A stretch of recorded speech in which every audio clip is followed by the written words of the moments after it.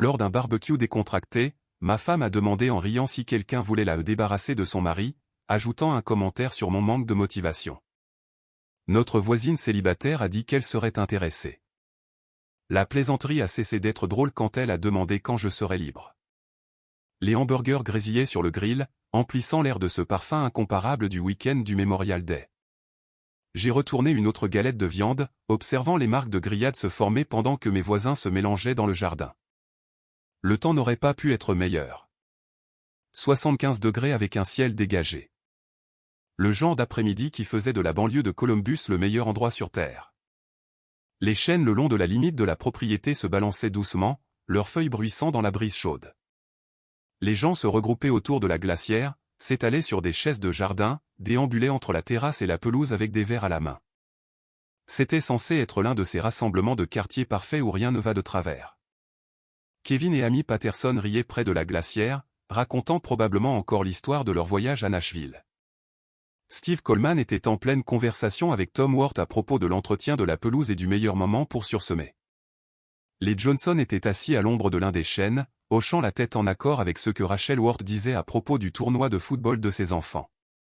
Quelqu'un avait mis de la musique, un classique du rock auquel personne ne s'opposait mais que personne n'écoutait vraiment non plus. Notre quartier à Columbus, non loin de Goodale Park, était le genre d'endroit où les gens se connaissaient vraiment. Il y avait des fêtes de quartier. Les enfants faisaient du vélo dans la rue.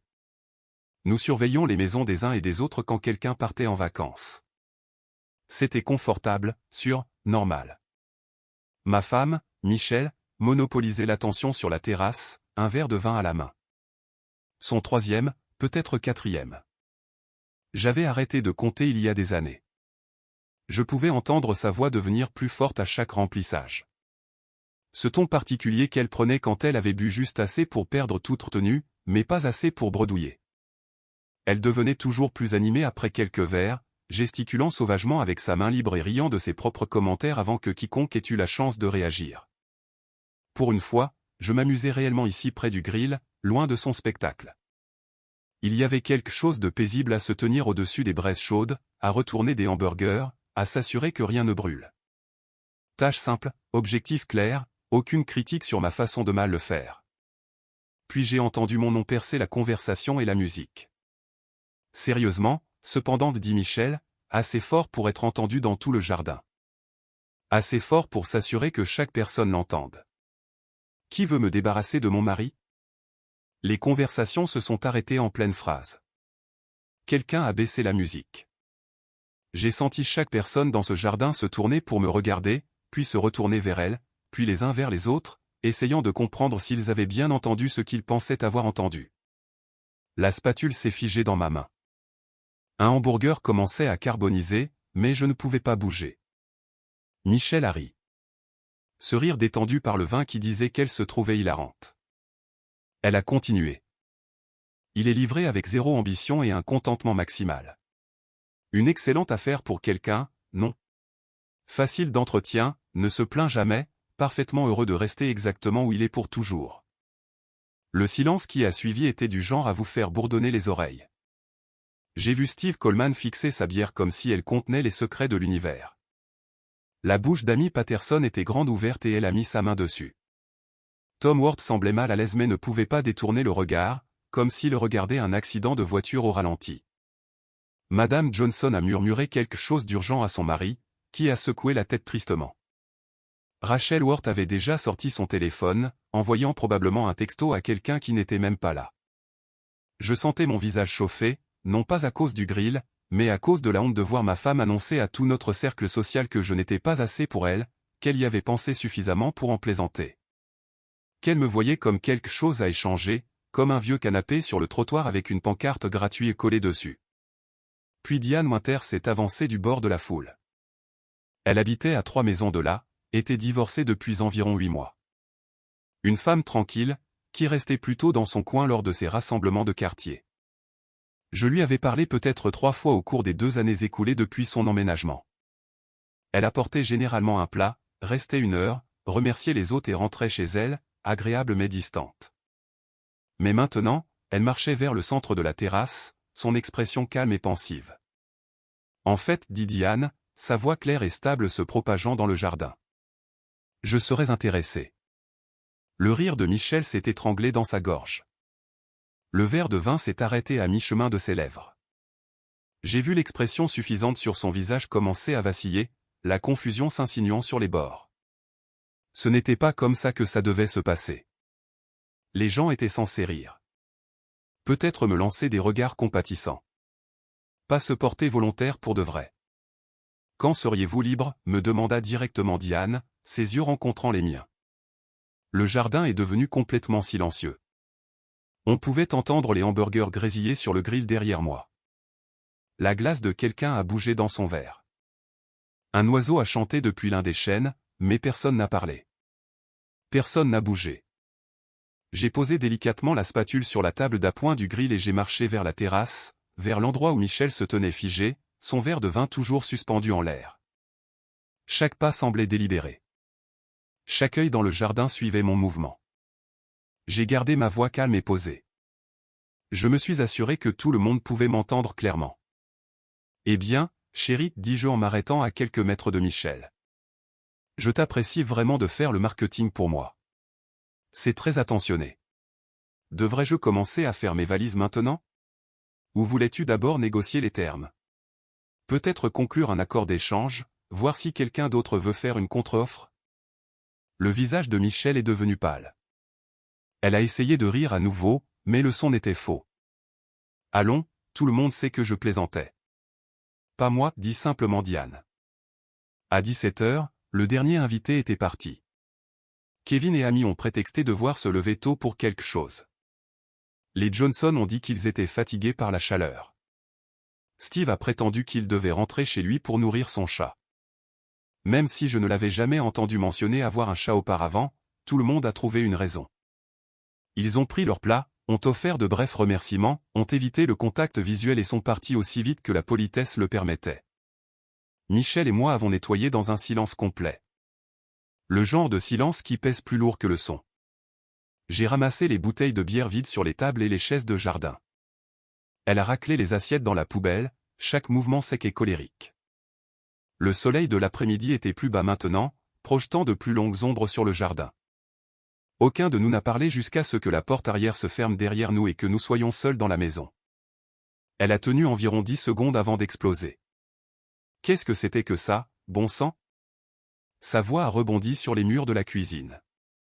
J'ai accroché mes clés au crochet près de la porte, j'ai pris mon temps pour le faire, puis je me suis retourné pour lui faire face. C'était toi apprenant ce qui se passe quand tu humilies ton mari en public. C'était juste une plaisanterie. Tu ne sais pas accepter une plaisanterie? Était-ce drôle, ai-je demandé en gardant ma voix posée, parce que je n'ai entendu personne rire. Ce que j'ai entendu, c'est un silence de mort et des gens qui devenaient mal à l'aise. Ce que j'ai vu, ce sont nos voisins me regardant avec pitié. Son visage est devenu rouge, le vin et la colère se mélangeant.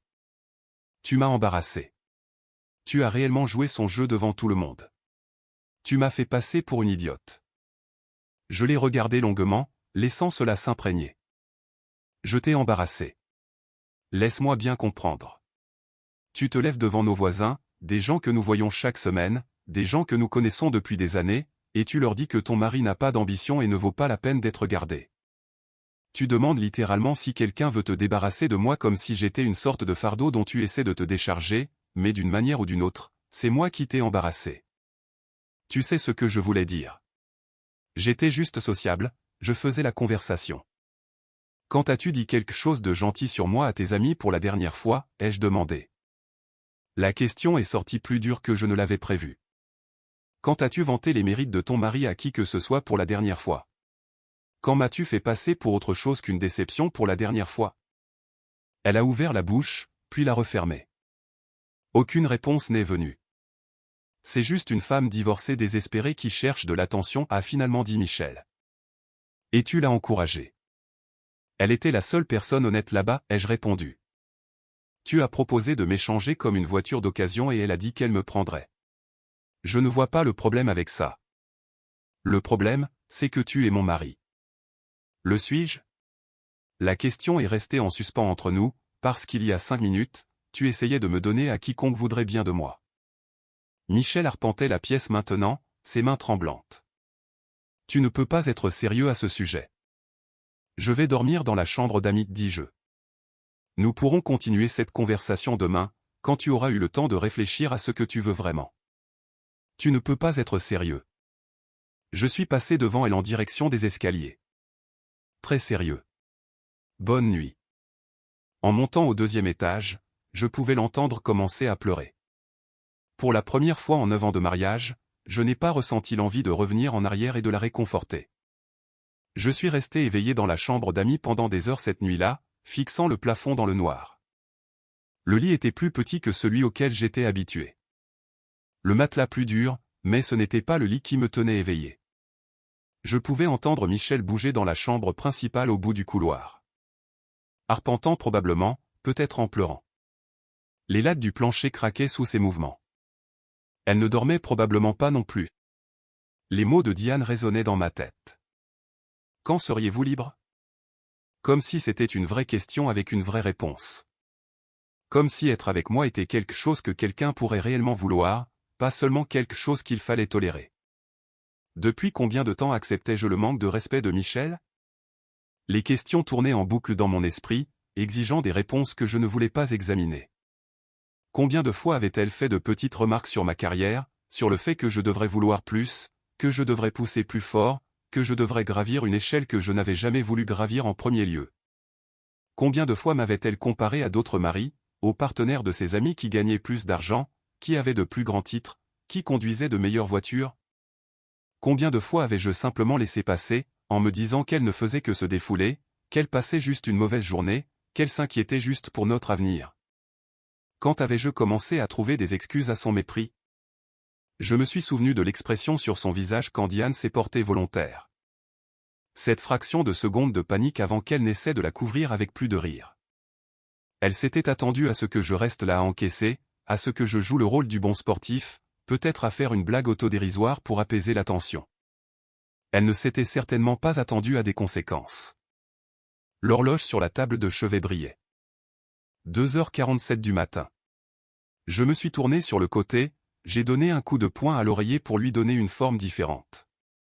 Quelque part dans la maison, un tuyau a grincé. Le réfrigérateur a ronronné. Des bruits normaux d'une maison la nuit, mais plus rien ne semblait normal. La lumière du matin a filtré par la fenêtre de la chambre d'Ami vers 6h.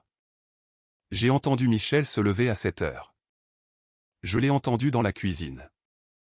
L'odeur de bacon est montée à l'étage vers 7h30. Quand je suis descendu à 8h, elle portait son plus beau tablier, les cheveux coiffés, le maquillage parfait. La table de la cuisine était mise avec mon petit déjeuner préféré. Bacon, toast, café frais, tout était arrangé comme dans un magazine. « Bonjour, chérie, dit-elle. » Sa voix était trop douce, trop enjouée. Je me suis versé du café et je me suis assis. Quelle est l'occasion? Une femme ne peut-elle pas préparer le petit déjeuner pour son mari? Cette femme le peut, dis-je. La question est pourquoi? Elle a posé une assiette chargée devant moi. Écoute, peut-être que j'ai bu un peu trop de vin hier. Peut-être que j'ai dit des choses que je ne pensais pas. Ce n'est pas vraiment qui je suis. Tu le sais. J'ai pris une bouchée des œufs. En fait, je pense que c'est exactement qui tu es. Hier, c'était juste la première fois que tu le disais à voix haute devant des témoins. Son visage a rougi. Ce n'est pas juste. Quand as-tu vanté mes mérites à qui que ce soit pour la dernière fois, ai-je demandé à nouveau. Quand as-tu dit à quelqu'un pour la dernière fois à quel point tu avais de la chance d'être marié avec moi? Elle est restée silencieuse un long moment. Avant qu'elle ne puisse répondre, on a sonné à la porte. À travers la fenêtre de la cuisine, j'ai pu voir Diane sur le porche, tenant une tasse de café. Tout le corps de Michel s'est raidi. Ne réponds pas. Je me suis levé et j'ai marché vers la porte. Bonjour, Diane. Bonjour, Rob. Désolé de te déranger, mais je suis à court de sucre. Le magasin n'ouvre pas avant 1h. Pourrais-je en emprunter un peu? Bien sûr. Entre. Michel est apparu dans l'embrasure de la porte, portant toujours ce faux sourire. Diane, quelle surprise. J'espère que je n'interromps rien, dit Diane, bien que son ton suggère qu'elle ne se souciait pas particulièrement de savoir si c'était le cas. Pas du tout, dis-je. Nous prenions juste le petit déjeuner. Voudrais-tu un café? Ce serait adorable. Je lui ai versé une tasse pendant que Michel se tenait là, les bras croisés. Diane s'est assise à la table de la cuisine comme si elle avait été invitée à rester. Est-ce que je manque quelque chose ici? Demanda Diane, regardant entre nous. Nous avions une conversation privée, dit Michel entre ses dents serrées. Vraiment, ai-je demandé. Je pensais que nous avions fini de parler. Diane prit une gorgée de café. À propos d'hier. Le truc du barbecue. La tasse de café de Michel a heurté le comptoir plus fort que nécessaire. Il n'y a eu aucun malentendu de ma part, continua calmement Diane. Je pensais chaque mot que j'ai dit. J'y ai pensé toute la nuit. En fait, plus j'y pense, plus j'aime l'idée. Ça n'arrivera pas, dit Michel, la voix tremblante. Pourquoi pas? Demanda innocemment Diane. Hier, tu as donné l'impression qu'il causait plus de problèmes qu'il n'en valait la peine. Zéro ambition et un contentement maximal. Ce sont tes mots exacts. C'était une plaisanterie. Était-ce drôle? Demanda Diane, utilisant mes mots exacts de la nuit précédente. Je n'ai pas pu m'empêcher de sourire. Michel l'a remarqué. Vous vous liguez contre moi maintenant? Personne ne se ligue contre personne, dit Diane. Je dis juste que l'alcool ne crée pas les pensées. Il retire simplement le filtre qui nous empêche habituellement de les exprimer. C'est ridicule. Puis-je vous demander quelque chose? Diane se pencha en avant, posant délibérément sa tasse de café. Qu'est-ce que vous apportez exactement à ce foyer? La bouche de Michel s'ouvrit. Pendant un instant, aucun son n'en sortit. Pardon? C'est une question simple. Vous êtes assise ici à critiquer votre mari pour ne pas être assez ambitieux, pour être content de ce qu'il a, pour ne pas se pousser plus fort. Alors, qu'est-ce que vous apportez à la table? Quelle est votre contribution à ce partenariat? Je suis sa femme. Ce n'est pas une contribution, dit Diane, son ton factuel. C'est un titre. J'ai demandé ce que vous apportez. Que faites-vous? Comment soutenez-vous ce foyer? Un silence de mort a rempli la cuisine. Je pouvais entendre le réfrigérateur ronronner. L'horloge au mur faisait tic-tac. La respiration de Michel s'est accélérée. Je m'occupe de la maison, dit finalement Michel, sa voix défensive. Travaillez-vous? Demanda Diane. Je suis entre deux emplois en ce moment. Depuis combien de temps êtes-vous entre deux emplois? Michel m'a regardé désespérément, me suppliant des yeux de la sauver de cette conversation, de l'arrêter, de la défendre. Mais j'étais curieux d'entendre sa réponse, moi aussi. Je voulais savoir quel chiffre elle donnerait, à quel point elle essaierait de le minimiser. Quelques mois, dit Michel, sa voix faible. J'ai parlé doucement, calmement, mais fermement. 15 mois. Les sourcils de Diane se sont levés. Elle a pris une lente gorgée de son café. A laissé le chiffre flotter dans l'air. 15 mois. Et vous critiquez son ambition, sa motivation, son contentement avec un travail qui paie réellement les factures. C'est différent, balbutia Michel, ses mains commençant à trembler. Comment? Parce que je cherche la bonne opportunité. Je suis sélective. Je ne veux pas prendre n'importe quoi. Depuis 15 mois. C'est un marché compétitif. Il faut du temps pour trouver quelque chose qui convient bien. Diane a incliné la tête. Mais pendant ces 15 mois, qui a payé le prêt immobilier? Qui a couvert les courses, les factures, le paiement de la voiture que vous conduisez?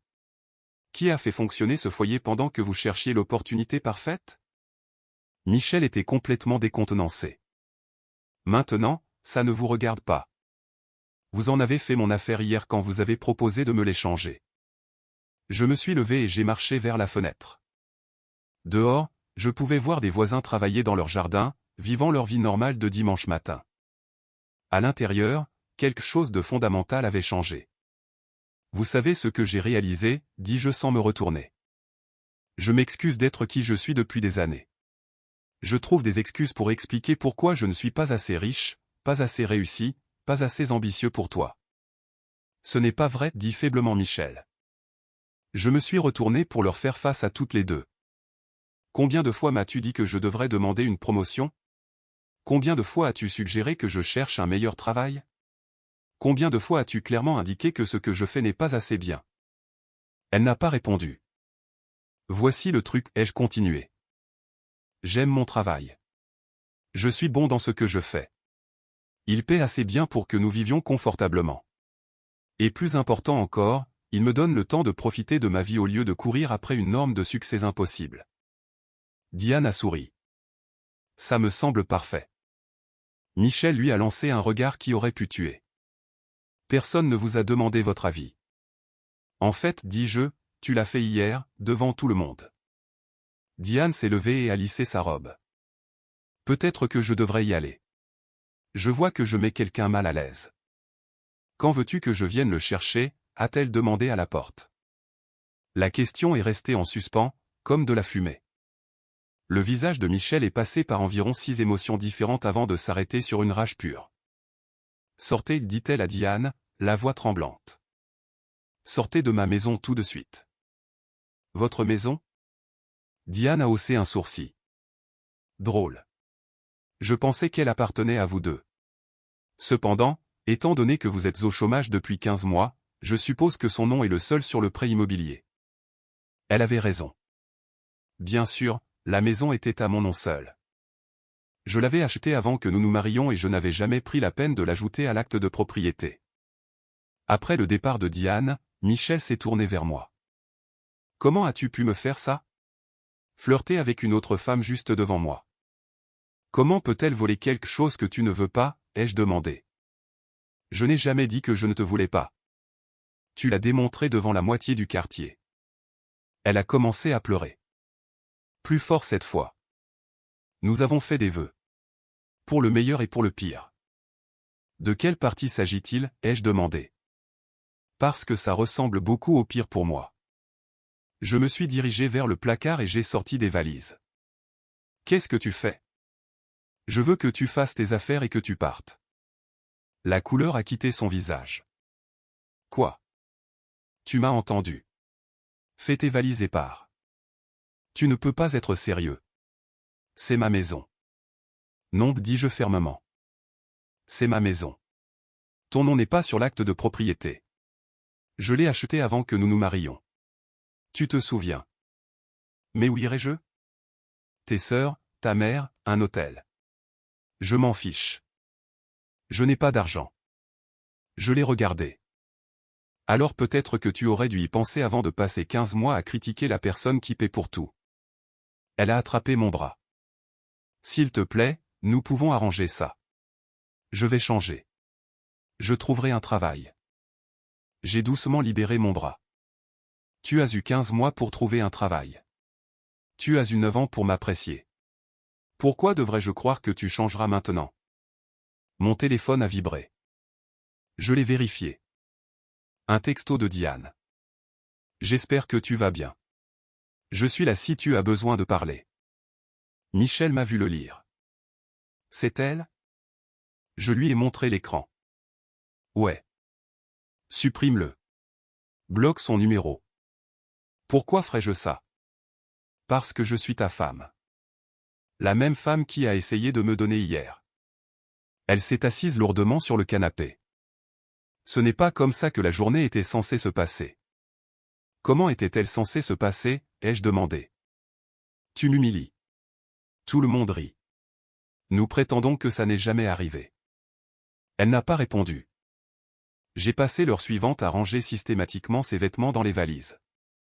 Elle me suivait partout en essayant de reprendre les choses, mais j'étais patient. Pas de colère, pas de violence, juste de la détermination. 4 valises se sont retrouvées près de la porte d'entrée. Tu le fais vraiment? Dit-elle en fixant les bagages. Oui. Où suis-je censé aller? Ce n'est plus mon problème. J'ai porté les valises jusqu'à sa voiture pendant qu'elle suivait, toujours en pleurant. Steve Coleman promenait son chien. Amy Patterson vérifiait son courrier. Les Johnson étaient sur leur Porsche. Tout le monde pouvait voir ce qui se passait, et tout le monde prétendait ne pas le voir. Michel a chargé la dernière valise dans son coffre et s'est retourné vers moi, espérant une dernière chance de me faire changer d'avis. Mais je rentrais déjà à l'intérieur. Elle est restée assise dans sa voiture pendant 5 minutes. J'ai regardé depuis la fenêtre de l'étage. Finalement, elle est partie en voiture. Diane était visible sur son Porsche, 3 maisons plus loin. Elle a croisé mon regard et a hoché la tête une fois. Soutien, pas célébration. Lundi matin, j'ai appelé un serrurier. À 10 heures, la porte d'entrée avait de nouvelles serrures. J'ai également changé le code du garage. Les clés de Michel ne fonctionneraient plus. Steve Coleman est passé vers midi. Salut, mec. J'ai vu Michel partir hier. Tu vas bien? Mieux que prévu, dis-je. Tant mieux pour toi. C'était dur, ce qu'elle a dit au barbecue. Lundi après-midi à 2 heures, la voiture de Michel s'est garée dans l'allée. J'ai regardé par la fenêtre alors qu'elle se dirigeait vers la porte d'entrée avec confiance, essayait sa clé et réalisait qu'elle ne fonctionnait pas. La panique a traversé son visage. Elle a sonné à la porte plusieurs fois. J'ai attendu 30 secondes avant de répondre, puis j'ai ouvert la porte, mais je suis resté dans l'embrasure. Je ne l'ai pas invitée à entrer. Qu'est-ce que tu veux? J'habite ici, dit-elle désespérément. Non, tu n'habites plus ici. Tu as changé les serrures. Oui. Tu ne peux pas faire ça. C'est déjà fait. J'ai des droits. Nous sommes mariés. C'est illégal. Je me suis appuyé contre le cadre de la porte. La maison est à mon nom seul. Tu n'as pas contribué financièrement depuis 15 mois. Parle à un avocat si tu veux. Ils te diront la même chose. Elle a sorti son téléphone. J'ai trouvé un travail. Chez Target. Je commence lundi prochain. Tu vois, je change. Tant mieux pour toi, dis-je. Tu aurais dû faire ça il y a 15 mois. Ça prouve que j'essaie. Pouvons-nous s'il te plaît juste parler? Il n'y a rien à dire. Tout le monde dans le quartier me déteste maintenant, dit-elle doucement. Ce n'est pas mon problème. Tu as fait ton choix devant eux. Maintenant, tu dois faire face aux conséquences. Diane est passée dans la rue à ce moment-là. Elle a vu la confrontation mais a continué à marcher. Michel l'a remarqué. C'est tout à cause d'elle. Non, dis-je fermement. C'est tout à cause de toi. Elle a juste souligné ce qui était déjà vrai. Je t'aime. Non, tu ne m'aimes pas. Tu aimes ce que je fournis. Il y a une différence. Je me suis reculé. Au revoir, Michel. Elle a mis sa main contre la porte. Et si je te prouve que j'ai changé? Retire ta main ou j'appelle la police. Elle l'a retirée. J'ai fermé la porte et tourné la serrure. Elle est restée sur le porche pendant 2 minutes, puis est retournée à sa voiture. J'ai vu Amy Patterson regarder depuis sa fenêtre. Steve Coleman était sur sa pelouse. Tous deux ont été témoins de son rejet.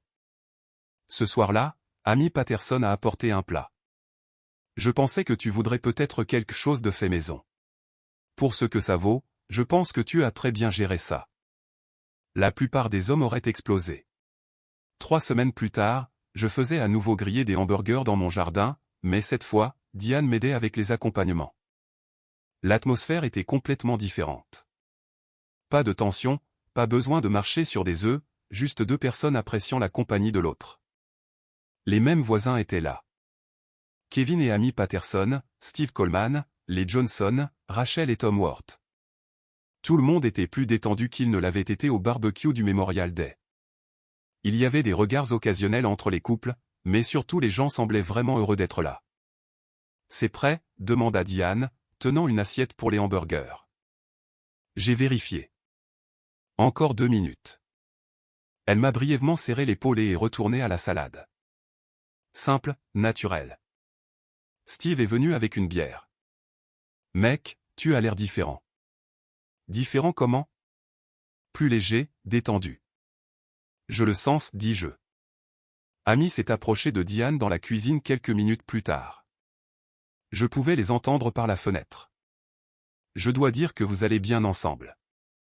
On y va doucement, a répondu Diane. C'est intelligent, mais c'est agréable de le voir sourire comme ça. Il mérite de sourire. Vers 16 heures de l'après-midi, une berline noire s'est garée devant. Michel en est sorti. Elle avait meilleure mine qu'il y a 3 semaines. Vêtements professionnels, cheveux coiffés, mais il y avait de l'incertitude dans ses mouvements alors qu'elle se dirigeait vers le portail du jardin. Steve l'a vu le premier et a donné un coup de coude à Kevin. La conversation s'est progressivement arrêtée. Michel a ouvert le portail et est entré dans le jardin. Tous les yeux se sont tournés vers elle, puis vers moi. J'ai posé ma spatule. « Michel, pouvons-nous parler ?» Sa voix était plus stable qu'il y a 3 semaines.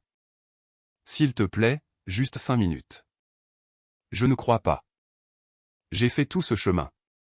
Personne ne te l'a demandé. Les voisins regardaient, certains mal à l'aise, d'autres curieux. Diane se tenait en retrait, calme et silencieuse. N'interférant pas, juste présente. J'ai eu le poste chez Target, a dit Michel. Je travaille depuis 3 semaines maintenant. Je suis différente. Je comprends ce que j'ai perdu. Tant mieux pour toi, dis-je. Tu devrais faire ça pour toi, pas pour moi. Je peux t'apprécier maintenant. Je lui ai fait passer le même test qu'il y a 3 semaines. Cite une chose que tu aimes chez moi qui n'a rien à voir avec ce que j'apporte matériellement. Elle s'était préparée cette fois. Tu es patient. Tu es gentil. Tu mets les gens à l'aise. C'est une meilleure réponse, ai-je reconnu. 3 semaines trop tard. S'il te plaît. J'ai fait une erreur. Un stupide commentaire à une fête. Ce n'était pas un seul commentaire, dis-je. C'était 9 ans de manque de respect accumulé. La fête, c'est juste le moment où tout le monde l'a entendu. Diane s'est avancée. Je pense que tu devrais partir. Michel s'est retourné contre elle. C'est entre moi et mon mari. Bientôt ex-mari, dit calmement Diane. Et non, tu en as fait l'affaire de tout le monde il y a 3 semaines. Amy a pris la parole de l'autre côté du jardin. Elle a raison. Steve a hoché la tête. Tu as dit ce que tu as dit, Michel. Madame Johnson a ajouté doucement. Nous l'avons tous entendu. Michel a regardé autour d'elle. Pas d'allié. Elle s'est retournée vers moi. Et notre histoire ? 9 ans ensemble. 9 ans où tu as clairement montré que je n'étais pas assez, dis-je. L'histoire n'est pas une raison de rester. C'est juste la preuve de ce qui n'a pas fonctionné. J'ai vraiment changé. Peut-être, mais ça ne veut pas dire que nous sommes faits l'un pour l'autre. Diane a regardé Michel. Vous savez quelle est la différence ? J'ai su qu'il valait la peine d'être gardé dès le début. Vous ne l'avez réalisé qu'après l'avoir perdu. Les larmes de Michel étaient authentiques cette fois. Un vrai chagrin, pas de la manipulation, mais il était trop tard pour que cela compte. Au revoir, Michel, dis-je. J'espère que tu trouveras quelqu'un qui te rendra heureuse, quelqu'un que tu apprécieras vraiment. Elle a réalisé qu'elle avait complètement perdu et finalement, elle est repassée par le portail et est partie en voiture. Le silence a duré environ 30 secondes. Puis Steve a dit, eh bien, c'était inconfortable. Mais nécessaire, a ajouté Amy. Tom Ward a levé sa bière. Qui veut une autre tournée ? La fête a repris. Je me sentais plus léger. La menace avait enfin disparu. Ce soir-là, après que tout le monde soit parti, Diane et moi avons nettoyé ensemble, travaillant dans un silence confortable. Pas besoin de remplir chaque instant de conversation. C'était plus difficile que prévu, dis-je, en la voyant. Des regrets ? Pas le moindre. Juste un moyen de tourner la page, je suppose. Nous avons fini la vaisselle et sommes allés sur le porche arrière. Nous nous sommes assis sur les marches ensemble alors que la soirée se rafraîchissait, mon bras autour de ses épaules, sa tête reposant contre moi. Tu sais ce qui est différent, ai-je demandé. Quoi ? Ça ? C'est facile. Les relations ne devraient pas être un travail constant. Mon ex-mari ne remarquait jamais rien de ce que je faisais, dit Diane. Il tenait tout pour acquis. J'ai supporté ça pendant 12 ans. Je suis finalement parti quand j'ai réalisé que j'étais plus heureuse seule. Et maintenant ? Maintenant, je suis plus heureuse que je ne l'ai été depuis des années. Et je ne suis même pas seule. Je l'ai serré plus fort contre moi. Moi non plus. Tu sais ce que j'ai réalisé, dit Diane. Certaines personnes ne voient la valeur que lorsqu'elle a disparu. Et à ce moment-là, il est trop tard. Michel a vraiment changé, je pense. Probablement. Mais le changement ne suffit pas. Pas après autant de dégâts. Qu'est-ce qu'on fait ici, ai-je demandé. Qu'est-ce que tu veux faire? Exactement ça. Sans se presser, sans pression. Juste voir où ça nous mène. Elle a souri. Ça me va. Nous sommes restés assis là alors que le soleil se couchait, à l'aise dans le silence. Finalement, elle a levé les yeux vers moi. Merci. Pourquoi? D'être exactement qui tu es. Ni plus, ni moins. C'est tout ce que j'ai toujours voulu, dis-je. Quelqu'un qui pensait que c'était assez. C'est plus qu'assez. Le baiser était naturel, sans hâte. Juste deux personnes qui s'appréciaient mutuellement, trouvant quelque chose de réel après quelque chose de toxique. Tu sais ce qui est drôle, ai-je dit plus tard. Quoi? Elle m'a rendu le plus grand service lors de ce barbecue. Elle m'a emballé mon avenir dans un paquet cadeau et me l'a tendu. Tout ce que j'avais à faire, c'était de dire oui. Diane a ri. Tout ce que nous avions à faire, c'était de dire oui. La meilleure décision que j'ai jamais prise.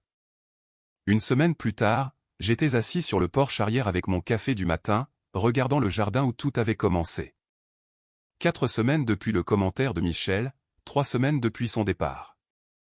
Une semaine depuis son rejet final. Steve Coleman m'a fait un signe de la main depuis son jardin.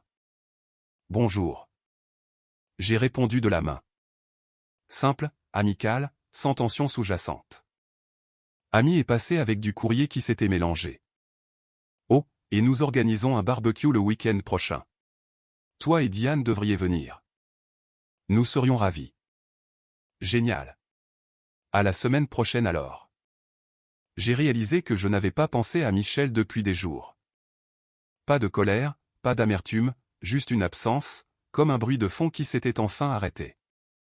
Et maintenant, je pouvais entendre clairement. Mon téléphone a vibré. Diane. Dîner chez moi ce soir. Quelle heure? Quand tu seras libre. J'ai souri à la formulation et j'ai répondu par texto, je suis libre. Oui, tu le es, a-t-elle répondu. Je comprenais maintenant. Il ne s'agissait pas de Michel étant terrible ou de Diane étant parfaite. Il s'agissait de respect, d'appréciation, de limite et de connaître sa propre valeur. Parfois, les meilleures choses viennent des pires situations. Parfois, la cruauté vous libère. Parfois, la blague qui fait le plus mal est celle qui vous réveille. Parfois, il faut perdre le respect pour trouver le respect de soi. J'ai fini mon café et je suis rentré. Des projets à faire pour le dîner avec Diane. La vie qui avance. Sans regarder en arrière. Enfin libre. Enfin apprécié. Enfin assez. L'odeur de café frais persistait dans l'air du matin. Les oiseaux chantaient dans les arbres. Et j'ai ressenti la paix. Une paix réelle. Parce que parfois, la meilleure vengeance est simplement d'être heureux.